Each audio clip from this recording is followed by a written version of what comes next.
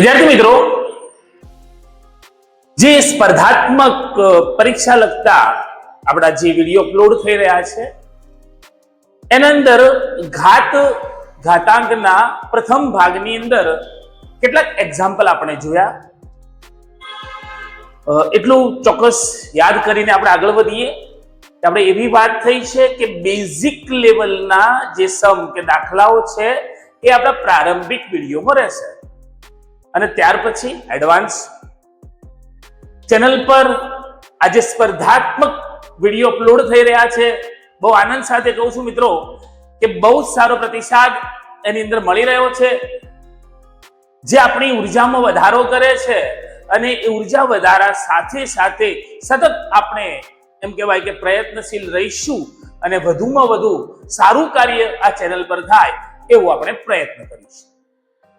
જોઈએ ઘાતાંકના એક અન્ય એક્ઝામ્પલથી આપણે શરૂઆત કરીએ. જો દશાંશ સ્વરૂપે ઘાત આપેલી છે, જોઈએ તો સૌપ્રથમ અંશની અંદર આપણને 243 ની પર 0.13 ગુણ્યા ફરીથી એકવાર 243 પર 0.07 એ પ્રમાણેની ઘાત આપેલી છે. જો કે અગાઉ આપણે વાત થઈ એ પ્રમાણે આધાર સમાન છે અને ઉપર ઘાત રહેલો છે, તો જો આધાર સમાન હશે તો ઘાતાંકનો સરવાળો થશે. કઈ રીતે?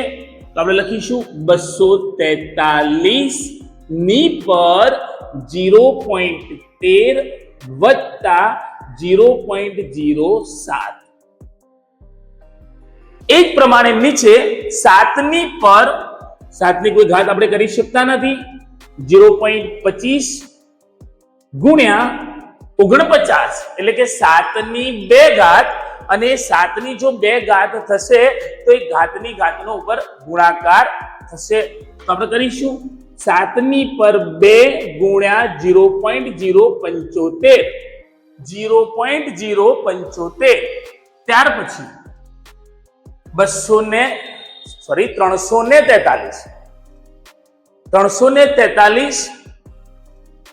કોની ઘાત થઈ શકે? ઘણીવાર કયું મૂલ્ય હશે? મિત્રો અહીંયા જ આપણને એનો જવાબ મળવા પાત્ર છે. તો જો અન્ય કોઈ સંખ્યા હશે તો નીચે આપણે કોઈ ઘાતાંકનો સરવાળો કે બાદબાકી કરી ન શકીએ, તો કદાચ 7 ની જ કોઈ ઘાત થતી હશે, એટલે કે 343 એટલે 7 ની 3 ઘાત. ફરીથી એકવાર, જો 7 ની 3 ઘાત છે તો 7 ની પર 3 ગુણ્યા 0.2 ઘાત આપણને મળે છે. ફરીથી એકવાર 7 ની પર 0.25, એ જ પ્રમાણે 7 ની પર 2 ગુણ્યા 0.075 ઘાતની ઘાતનો ગુણાકાર 49 એટલે આપણે કર્યો છે 7 નો વર્ગ, અને એ જ પ્રમાણે 343 એટલે કે 7 ની 3 ઘાત. ઓકે, ચલો જોઈએ તો અંશની અંદર 243 0.13 વત્તા 0.07 સરવાળો આપણને મળે છે 0.2. મીન્સ કે જોઈએ કેવી રીતે, તો 0.13 વત્તા 0 કોઈ પણ દશાંશ મૂલ્યનો આપણે સરવાળો કરીશું તો દશાંશ ચિહ્ન આપણે ક્રમમાં મૂકીશું. એ પ્રમાણે 0.7 આપણને જવાબ મળે છે 0.2 એટલે કે 243 મીન્સ 0.2 આપણને મૂલ્ય મળ્યું. અહીંયા સરવાળો કરીએ તો 7 ની પર પ્રથમ આપણે ગુણાકાર લઈ લઈશું, તો 7 ની પર 0.25 ગુણ્યા 7 ની પર 2 ગુણકમાં 0.075 ને જો 2 વડે ગુણવામાં આવે તો 150 થાય, એટલે કે એક સ્ટેપ આગળ એક દશાંશ ચિહ્ન કપાશે તો આપણને જવાબ મળશે 0.15.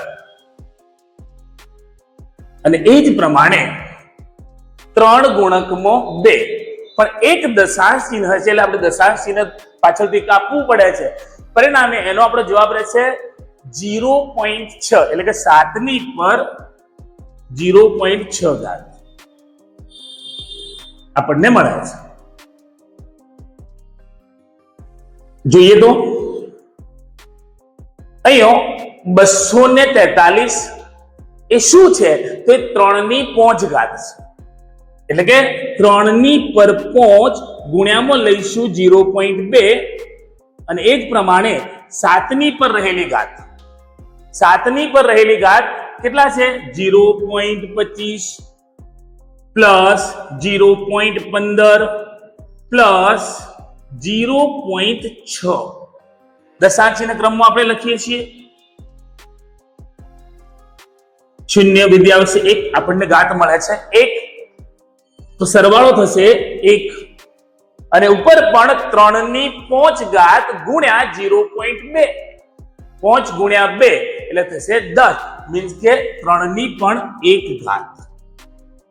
છેદની અંદર 7 ની પર 1 ઘાત. આપણો જવાબ છે 7/3, સોરી 3/7 એટલે કે 3 સપ્તમાંશ. ફરીથી આપણે આ સમને પુનરાવર્તિત કરીએ તો 243 આપેલા છે, એની પર ઘાત છે 0.13 ગુણ્યા 243 ઘાત 0.07 છેદની અંદર 7 ની પર 0.25 ઘાત. અહીંયા 49 એટલે 7 ની 2 ઘાત અને એ 7 ની 2 ઘાત કોના ગુણકમાં જશે? તો 0.075 ના. 343 શું છે? તો 7 ની 3 ઘાત એ કોના ગુણકમાં જશે? તો 0.2 ના. આધાર સરખો હતો એટલે આપણે ઘાતાંકનો સરવાળો કર્યો, જે ઘાતાંકનો સરવાળો આપણને મળ્યો છે 0.2 છેદમાં 2 ગુણકમાં 0.075 જેનો ગુણાકાર થશે 0.150. જે કે આપણે પાછળનું શૂન્ય લખતા નથી, આપણને જવાબ મળે છે 0.15. એ જ પ્રમાણે 3 ગુણકમાં 2 ગુણાકાર મળશે 0.6. હવે આપણો છેદનો આધાર પણ સમાન છે. એ જ પ્રમાણે 243 એટલે શું? તો 243 એટલે કે 3 ની 5 ઘાત અને ઘાતની પર પણ ઘાત છે એટલે એનો થશે ગુણાકાર. એટલે કે 0.2 ના ગુણકમાં આપણે લઈશું 5. જો આપણને ગુણાકાર મળે છે 5 ગુણ્યા 2 એટલે 10, એટલે એક દશાંશને દૂર કરીએ તો આપણને મળે છે 1. 3 ની પર 1 ઘાત. એ જ પ્રમાણે છેદમાં 7 ની પર 0.25 ઘાત ગુણ્યા 7 ની પર 0.15 ઘાત ગુણ્યા 7 ની પર 0.6 જે તમામનો સરવાળો થશે 0.00 ની આગળ આપણને મૂલ્ય મળે છે 1. મતલબ કે આપણો જે જવાબ છે એ 3 ની 1 ઘાત અને છેદમાં 7 ની 1 ઘાત. પરિણામે આપણું મૂલ્ય અથવા જવાબ મળે છે 3 સપ્તમાંશ. આગળ જોઈએ મિત્રો, આ પ્રકારનો જે દાખલો છે તો અવયવીકરણની રીતથી આપણે એને સોલ્વ ચોક્કસ કરીશું, પણ એની એક શોર્ટ ટ્રિક્સ પણ આપણે છેલ્લે જોઈશું. અહીંયા આ જે મૂલ્ય આપ્યું છે એને આપણે ધારીને આગળ વધીશું. એટલે કે ધારો કે વર્ગમૂળની અંદર 12 પ્લસ ફરીથી વર્ગમૂળમાં 12 પ્લસ ફરીથી વર્ગમૂળમાં 12. એ જ પ્રમાણે જો મૂલ્ય કન્ટિન્યુ છે, તો આપણે એનું જવાબ શું આવશે એના બરાબર આપણે કે x ધારીશું. શું ધારીશું? x. આપણે જો એ મૂલ્યને x ધાર્યું છે તો આ પ્રમાણે આપણે એને મૂકી શકીએ 12 પ્લસ વર્ગમૂળમાં 12 પ્લસ વર્ગમૂળમાં 12 પ્લસ એ મૂલ્ય કન્ટિન્યુ છે. રેડી? મેં કહ્યું પ્રમાણે વર્ગમૂળની અંદર કોઈ મૂલ્ય આપ્યું છે, સતત એના પર વર્ગમૂળની નિશાની રહેતી હોય છે, પ્લસ સાથે મૂલ્ય આપણને આપેલું છે, એના બરાબર આપણે x ધાર્યો છે. હવે આપણે કામ કરીએ કે બંને તરફ વર્ગ કરીએ છીએ.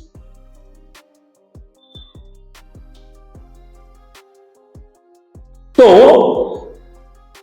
અંદરના મૂલ્ય ગમે તેટલા હશે, આપણે જ્યારે એને વર્ગ આપીશું ત્યારે જે પ્રથમ મૂલ્ય છે એનો વર્ગ અને વર્ગમૂળ દૂર થશે. મિત્રો ખાસ સમજજો, ઘણીવાર આપણને બુક્સ ની અંદર અથવા કોઈ આપણે જોડે મટીરિયલ છે એની અંદર સમ આપેલો છે પણ કન્ફ્યુઝ કે આ 12 કે કોઈ મૂલ્ય કે 30 કે 50 આ મૂલ્ય કેવી રીતે બહાર આવી ગયું? તો ફરીથી સમજો, બંને બાજુ આપણે વર્ગ કર્યા છે અને બેઝિક નિયમ પ્રમાણે જો આપણને બરાબર ની નિશાનીની બંને બાજુ કોઈ મૂલ્ય આપ્યું છે તો એ મૂલ્યની અંદર આપણે એમ કે કોઈ સમાન ફેરફાર સરખી સંખ્યા ઉમેરીએ તો પણ મૂલ્યમાં ફેરફાર નથી થતો. જો કદાચ આપણે બંને સંખ્યાનું વર્ગમૂળ કરીએ સામસામે તો પણ મૂલ્યમાં ફેરફાર. એવી જ રીતે અહીંયા આપણે બંને દિશાની અંદર વર્ગ કર્યો છે તો જોઈએ x નો વર્ગ બરાબર આ પ્રથમ મૂલ્યનું વર્ગ અને વર્ગમૂળ દૂર થાય તો મળે છે 12 પ્લસ ફરીથી એકવાર 12 પ્લસ વર્ગમૂળમાં 12 પ્લસ વર્ગમૂળમાં 12 પ્લસ એ મૂલ્ય હજુ કન્ટિન્યુ છે. આપણે જે મૂલ્ય લખ્યા છે ધારો કે તમે એવું ના સમજશો કે 12 જે છે એ 3 જ કન્ટિન્યુ છે. ઓકે, નેક્સ્ટ સ્ટેપ આપણને મૂલ્ય મળ્યું છે x² બરાબર 12 પ્લસ વર્ગમૂળમાં 12 પ્લસ વર્ગમૂળમાં 12 પ્લસ વર્ગમૂળમાં 12 કન્ટિન્યુ. આ મૂલ્ય બરાબર આપણે એક વેલ્યુ ધારી છે અને વેલ્યુ છે x, એટલે કે એની જગ્યા પર આપણે એનું મૂલ્ય મૂકી શકીએ છીએ x. રેડી? ત્યારબાદ x² જો x બરાબરની આ દિશામાં છે આ તરફ લઈશું તો માઈનસ એક પ્રમાણે 12 પણ માઈનસ ઇઝ ઇક્વલ ટુ 0. અહીં આપણે એના બે ભાગ અથવા અવયવ પાડવાના છે. કોના અવયવ પાડવાના છે? તો 12 ના. શું કરવાનું છે? તો બાદબાકી કેટલી આવી જોઈએ? તો 1. 12 ના એવા ભાગ પાડીશું કે જેની બાદબાકી કરીશું, જેની આપણે બાદબાકી કરીશું અને આપણને જવાબ. મિત્રો ઘણીવાર એવું લાગે કે આટલી મોટી ગણતરી કરવાની થશે. હા, આવી ગણતરી કરવી પડે છે પણ છતાં પણ મેં કહ્યું કે આ દાખલાની અંદર એકદમ સ્વીટ સોફ્ટ શોર્ટ જે ટ્રિક્સ કહેવાય તરત જ આવડી જાય. ઓકે, આપણે જોઈશું. જોઈએ તો 4 ગુણકમાં 3 એટલે આપણો ગુણાકાર થશે 12 અને 4 માંથી 3 બાદ કરીશું તો આપણને જવાબ મળશે 1. એટલે કે 12 ના એવા ભાગ પાડ્યા કે ગુણાકાર 12 થયો અને બાદબાકી થાય છે 1. મિત્રો કદાચ તમે પ્રથમ વખત ચેનલ પર છો અને અહીંયા આ પ્રોબ્લેમ તમને લાગે છે તો એવું ના વિચારશો કે પ્રોબ્લેમ મને જ લાગે છે. ના, આ પ્રોબ્લેમ ઘણા બધા મિત્રોને હશે. અવયવ પણ આપણી ચેનલ પર અવયવ લગભગ વિડીયો અપલોડ કરેલો છે. 7 કે 8 દાખલાના ઉદાહરણ દ્વારા હું તમને એટલી બાહેધરી ચોક્કસ આપી શકું કે કદાચ એ તમે ધ્યાનપૂર્વક જોઈ લેશો તો કોઈ પણ અગાઉના જે ચેપ્ટર્સ હશે અને એમાં અવયવ લગતી કોઈ પણ ગાણિતિક પ્રક્રિયા આવશે તો તમને કોઈ પ્રોબ્લેમ આવશે નહીં. જોઈએ તો x નો વર્ગ 4x 3x ઓછા 12 બરાબર 0. 4 ગુણકમાં 3 એટલે 12 થશે અને 4 માંથી 3 બાદ થાય છે તો જવાબ વધે છે 1. અને આપણે એવું પણ કહી શકીએ કે જો અંતિમ પદ આગળ ઓછા છે તો મોટા પદ આગળ મધ્યમ પદનું ચિહ્ન અને નાનાની આગળ તેનાથી વિરોધી ચિહ્ન.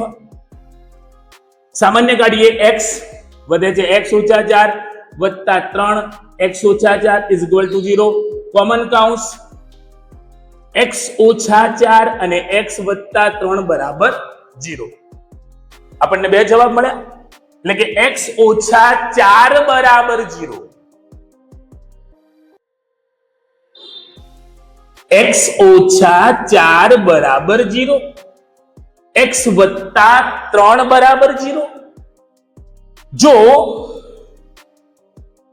ઓછા 4 છે તો બરાબરની સામે જશે તો વત્તા 4 એટલે કે x બરાબર 4 અને એ પ્રમાણે વત્તા 3 સામે જશે તો ઓછા 3 આપણને મળ્યા છે. બે મૂલ્ય મળ્યા, નોંધ કરશો બરાબર કે x બરાબર 4 અને x બરાબર -3. તો શું બંને મૂલ્ય શક્ય છે? તો ના. કેમ? કદાચ ક્યાંક લખેલું કે શક્ય નથી. અને તમે સ્વીકારી લીધું છે. કેમ? પણ આપણે એ જાણવું પણ જરૂર છે. કેમ શક્ય નથી? બીકોઝ આપણને જે મૂલ્ય આપ્યું છે, આપણે જે વર્ગમૂળ શોધીએ છીએ, એ વર્ગમૂળના અંદર રહેલું જે પદ છે, બરાબર, એ ઋણ ના હોય. કેવું હશે? ધન. મતલબ કે x બરાબર આપણને કેટલું મૂલ્ય મળે છે? 4. મીન્સ કે આપણે આ મૂલ્ય બરાબર x ધાર્યો છે, એટલે કે આપણા આ દાખલાનો જવાબ x એ કેટલો મળ્યો છે? તો 4. આ પ્રમાણે આપણને એનું મૂલ્ય મળે છે. અને મેં અગાઉ કહ્યું પ્રમાણે કે આ દાખલાની કોઈ શોર્ટ ટ્રિક છે? એકદમ સિમ્પલ. કેવી? મોસ્ટલી આ પ્રમાણે જે તમને મૂલ્ય આપ્યું હશે એ કોઈ પણ બે ક્રમિક સંખ્યાનો, ફરીથી નોંધ કરજો, કોઈ પણ બે ક્રમિક સંખ્યાનો ગુણાકાર. 12 કોનો ગુણાકાર છે? તો 4 ગુણકમાં 3. ઓકે, 12 કોનો ગુણાકાર છે? 4 ગુણકમાં 3. અને જો વત્તાની નિશાની છે તો જવાબમાં જે મોટી સંખ્યા હશે એ આવશે. 12 કોણ? તો 4 ગુણ્યા 3. અને આપણને જે રકમ આપેલી છે એમાં જો પ્લસની નિશાની છે તો જે મોટું મૂલ્ય કહ્યું એ આપણો જવાબ હશે. રેડી? અને કદાચ ધારો કે 30 છે, ધારો કે 30 છે, તો જવાબ શું રહેશે? તો જવાબ રહેશે 6 ગુણ્યા 5. મોટી સંખ્યા કોણ? તો જવાબ 6. એ જ પ્રમાણે જો કદાચ અહીંયા પ્લસની જગ્યાએ માઇનસની નિશાની હોય તો જવાબ એકદમ શોર્ટ એન્ડ સ્વીટ, ગાણિતિક પ્રક્રિયાની કોઈ જરૂરિયાત જ નથી. જો કદાચ અહીંયા માઇનસની નિશાની છે તો આપણો જવાબ શું રહેશે? તો 6 ગુણ્યા 5, જવાબ તો 30 બરાબર છે. પણ ઓછાની નિશાની હોવાથી જે નાનું મૂલ્ય છે એ આપણો જવાબ રહેશે. વિદ્યાર્થી મિત્રો, આપણે ગણિતની અંદર કોઈ પણ એક ચેપ્ટર ગણી રહ્યા હોઈએ તો કદાચ આપણા માનસ પટલ પર એવું ના હોવું જોઈએ કે એ પ્રકરણ લગતી કોઈ ગાણિતિક પ્રક્રિયા દ્વારા આપણે આગળ વધી શકીશું. જેમ કે અહીંયા આપણે ઘાત ઘાતાંકને અનુલક્ષીને ગણી રહ્યા છીએ, પણ આ સમ કે દાખલો આગળ જતા એક દ્વિચલ સુરેખ સમીકરણનું સ્વરૂપ લેવા જઈ રહ્યો છે. આપણને શું મૂલ્ય આપેલું છે? તો મૂલ્ય છે 3 પર x + y બરાબર 81. અને એ પ્રમાણે 81 પર x - y બરાબર 3. આવું જો મૂલ્ય છે તો x નો ધારો કે જવાબ શોધો, એ આપણો પ્રશ્ન છે. ઘણી વાર y શોધો એવું પણ હોઈ શકે. ધારો કે અહીંયા આપણે એમ માનીને ચાલે કે x શોધીશું, તો 3 પર x + y, એ જ પ્રમાણે 81 એટલે શું છે? તો 3/4.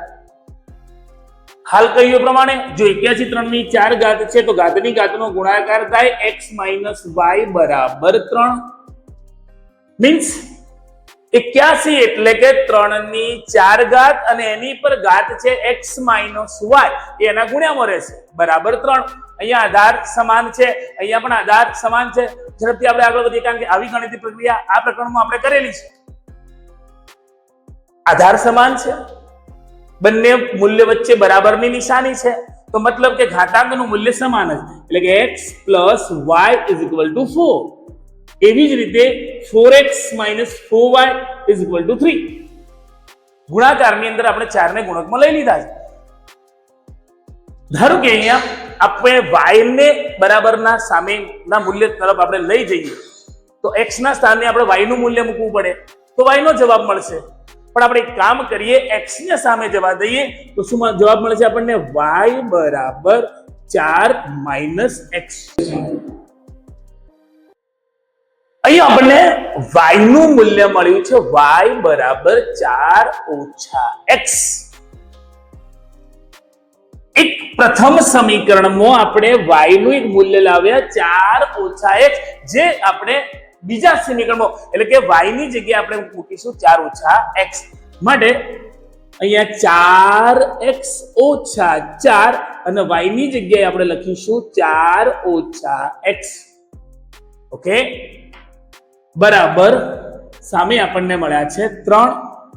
જોઈએ તો 4x - 4 ગુણ્યા 4 એટલે કેટલા થશે? 16. અને -4 ગુણ્યા -x તો વત્તા થશે 4x બરાબર 3. જો કે 4x + 4x જે આપણને મૂલ્ય મળ્યા છે 8x - 16 બરાબરની સામે જશે તો વત્તા થશે એટલે કે 3 + 16 જો આપણને મૂલ્ય મળે છે 19 એટલે કે 8x બરાબર 19 અને 8 ગુણાકારમાં છે તો સામે જશે ભાગાકારમાં તો x બરાબર 19 ભાગ્યામાં આપણે લખીશું 8 મીન્સ કે આ દાખલાની અંદર આપણને x નું વેલ્યુ અથવા x નું મૂલ્ય મળે છે 19/8 મિત્રો અગાઉના એક દાખલામાં અમે તમને શોર્ટ ટ્રિક્સ કહી જેમ કે વર્ગમૂળની અંદર કોઈ કન્ટિન્યુઅસ સંખ્યા છે ફરીથી રિવાઇન્ડ એ માટે કરું છું કે કદાચ એવું બને કે માત્ર વર્ગમૂળની નિશાનીઓ જ આપી હોય નોંધ કરજો બરાબર પ્લસ કે માઇનસ એવું કોઈ ચિહ્ન ના આપ્યું હોય જેમ કે વર્ગમૂળની અંદર 11 પ્રતિ વર્ગમૂળમાં 11 પ્રતિ વર્ગમૂળમાં 11 કન્ટિન્યુઅસ છે જવાબ રહેશે 11 નોંધ કરી લેજો સપોઝ વર્ગમૂળની અંદર 3 ફરીથી વર્ગમૂળમાં 3 ફરીથી વર્ગમૂળમાં 3 કોઈ નિશાની નથી પ્લસ ઓર માઇનસ તો પણ આપણો જવાબ રહેશે 3 ઓકે આગળ વધીએ